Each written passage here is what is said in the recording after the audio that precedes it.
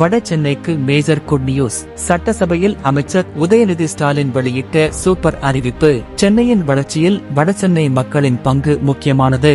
அதன் சமூக பொருளாதார வளர்ச்சியை மனதில் கொண்டு வட சென்னையின் வளர்ச்சியில் உள்ள இடைவெளியை போக்கிட ரூபாய் 4,000 கோடி மதிப்பீட்டில் வளர்ச்சி திட்டங்கள் மேற்கொள்ளப்பட்டு வருவதாக அமைச்சர் உதயநிதி ஸ்டாலின் தெரிவித்துள்ளார். 2024-2025 ஆண்டிற்கான சட்டப்பேரவை கூட்டத்தொடர் கடந்த ஜூன் 20 தொடங்கி நடந்து வருகிறது. அதில் துறைகள் சார்ந்த மானிய கோரிக்கை மீதான விவாதம் தினசரி நடைபெற்று வருகிறது.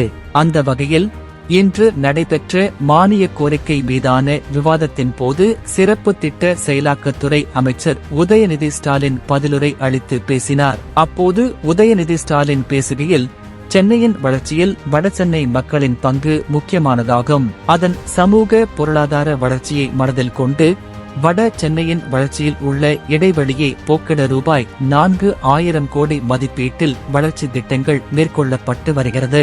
பல்வேறு துறைகளின் மூலம் நடைபெறும் இப்பணிகளை நம்முடைய சிறப்பு திட்ட செயலாக்கத்துறை ஒருங்கிணைத்து வருகிறது என்பதை பெருமையுடன் தெரிவிக்கிறேன். வடசென்னை வளர்ச்சி திட்டத்தின் கீழ் மேற்கொள்ளப்படவுள்ள முக்கியமான பணிகள் சிலவற்றை மட்டும் இந்த மாமன்றத்தின் வாயிலாக நான் இங்கு குறிப்பிட விரும்புகிறேன். மின்சாரத்துறை சார்பாக ரூபாய் 628 கோடி மதிப்பீட்டில் மேல்நிலை மின் பாதைகளை புதைவடங்கள் அண்டர் கிரவுண்ட் இபி லைன் மாற்றுவதற்கான திட்டம் விரைவில் தொடங்கவிருக்கிறது. மேலும் சென்னையின் ராயபுரம், கொடுங்கையூர் உள்ளிட்ட இடங்களில் 416 கோடி ரூபாய் மதிப்பீட்டில் 2,600 வீடுகளை கொண்ட அடுக்குமாடி குடியிருப்புகள் கட்டப்படும். சென்னை கொளத்தூர் அரசு புறநகர் மருத்துவமனையில் 54 கோடி ரூபாய் மதிப்பீட்டில் கூடுதல் தளங்கள் கட்டப்படவுள்ளன. இப்படி பல்வேறு முக்கிய திட்டங்கள் சிறப்பு திட்ட செயலாக்கத்துறை மூலமாக செயல்படுத்தப்பட உள்ளது.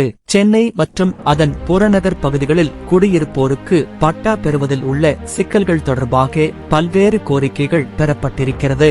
எனவே பட்டா வழங்குவதில் உள்ள நடைமுறை சிக்கல்களை போக்கிட வேண்டும் என்ற முனைப்போடு செயல்பட்டு வருகின்றோம்.